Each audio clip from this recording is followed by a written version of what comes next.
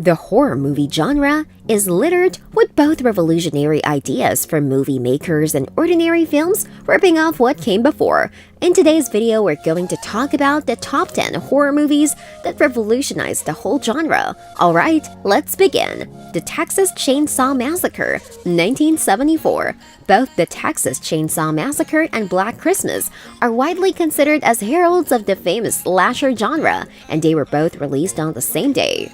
However, The Texas Chainsaw Massacre is far more complete, with an undercover killer running around like the maniac they are and killing unexpected people for the fun of it. This is a dirty and dark film, but the slasher genre wouldn't be what it is today without this film. Halloween, 1978. No one says that rip-offs have to be bad films. Halloween is a great piece of horror entertainment, but there's no doubt that it rented heavily from the Texas Chainsaw Massacre.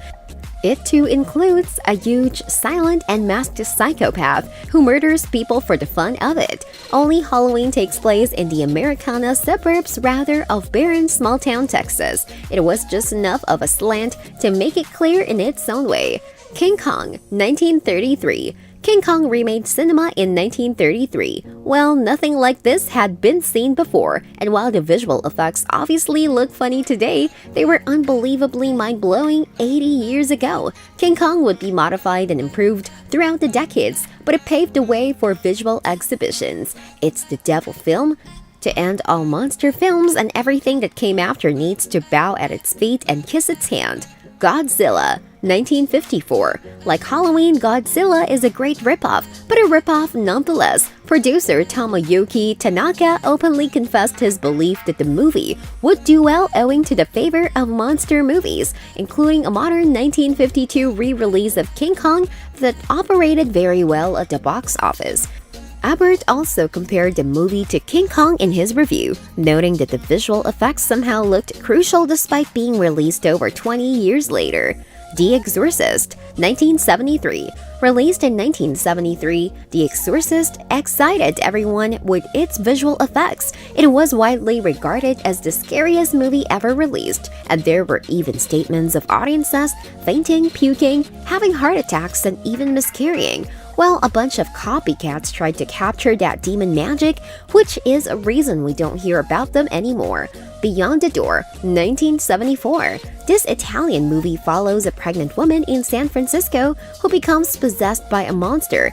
It was released in America in 1975 to great success, completely coasting off the public speed that The Exorcist had produced. Unfortunately, it wasn't composed with the same care exorcising The Exorcist's rich filmmaking and poignant writing with cheap effects, horrible acting, and scares. Dawn of the Dead, 1978. Night of the Living Dead almost introduced the zombie genre, but Dawn improved it. There was far more action and gore than in Night, an aspect that has continued throughout the genre's history. Its entrance, 30 or so minutes, also developed a decent preference and sense of scope, improving the end-of-the-world atmosphere. Night was extreme, but Dawn is the zombie creation of that time. Hell of the Living Dead, 1980. Enter Hell of the Living Dead is another terrible Italian ripoff. Director Bruno Mattei admits that it's a ripoff, saying that he expected to make Dawn of the Dead with a lighter tone. The goblin music is also pulled straight from Dawn of the Dead, symbolizing the evident link between the films. Hell of the Living Dead was horribly reviewed owing to its poor filmmaking and for fully copying better films that came before. Wes Craven's New Nightmare, 1994. Wes Craven's New Nightmare is a meta-horror film concerning a fictitious Freddy Krueger coming into the real world and troubling the people who make his films. It's a very unique movie, complete with Heather Langenkamp playing herself, reproducing her role as Nancy. It was a great slant on the then-waning slasher genre.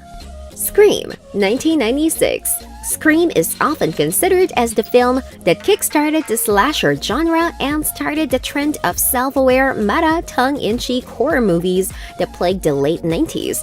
But really, that subgenre can be tracked back 2 years ahead to Wes Craven's New Nightmare. That said, Wes Craven directed both films, so at least he ripped off himself. Alright, that's it for today's video. But before we confess our final goodbye, please note new videos are uploaded regularly on a wide variety of celebrity topics. Comment on our video to let us know what you want to see next. If you liked watching our content, please consider subscribing to our channel by clicking the subscribe button down below. Thanks for watching!